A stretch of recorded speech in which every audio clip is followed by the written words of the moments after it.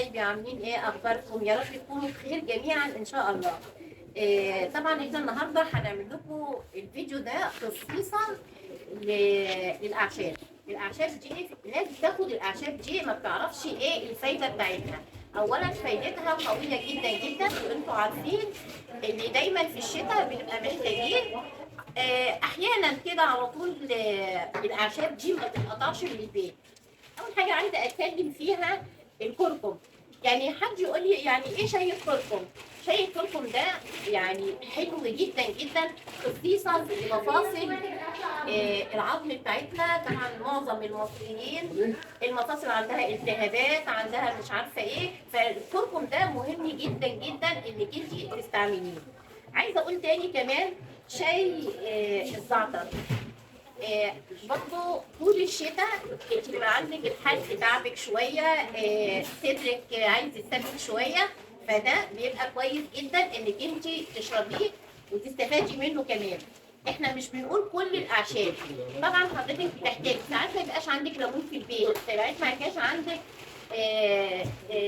زنجبيل، فانت بتعملي ايه؟ تستفيدي منه انك انت موجوده معاكي، حضرتك بتاخديها على كوبايه ميه سخنه وشفاك الله وعافاكي ان شاء الله. كمان شاي النعناع ده احنا ما بنستغناش عنه ابدا ابدا ابدا.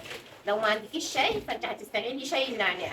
وفي ناس احيانا بتحب الشاي على النعناع، لا انت عندك شاي بالنعناع موجود، حضرتك تقدري تستفيدي بيه. طبعا الزنجبيل بالقرفه حلو جدا جدا، تقدري تستفيدي بيه كويس جدا جدا.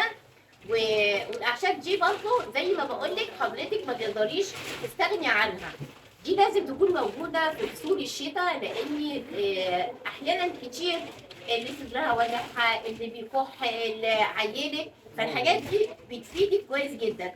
شاي الهضم بقى والقولون، واحنا معظم الناس القولون عندها تعبان جدا، فده بيبقى مهدي للقولون، وشفاكم الله وعافاكم ان شاء الله.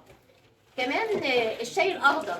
الشاي الاخضر طبعا انت دايما محتاجاه، اللي عايزه تعمل تخسيس او عايزه تشربه، او دايما يبقى بديل عندها الشاي العادي، فمهم جدا ده برضه ما يتقطعش من البيت. الشاي الاخضر ده بيبقى ليه عوزه قويه جدا جدا. اتمنى ان كنتوا تستفادوا بالحاجات اللي انا بتكلم عنها فيها.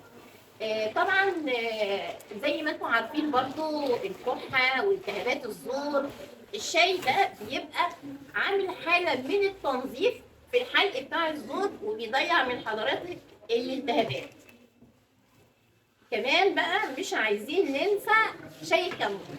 شاي الكمون ده برضه من الحاجات اللي ما ينفعش ان هي تتقطع من عند حضرتك، لان طبعا احيانا حد عنده مغص، حد تعبان شويه، ده بيبقى مهم جدا جدا انك انت تقدري تستعمليه.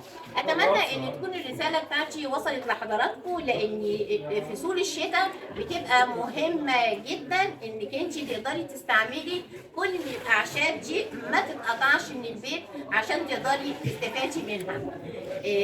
ربنا يا رب يوفقنا جميعا وييسر لنا الامر والحال بالنبع الصافي مع الحاجه صافي. اللي ما اشتركش في القناه يا ريت تشترك في القناه عشان نقدر نفعلها ونشير الفيديوهات ده ينزل لكم كل جديد ان شاء الله، في حفظ الله ورعايته.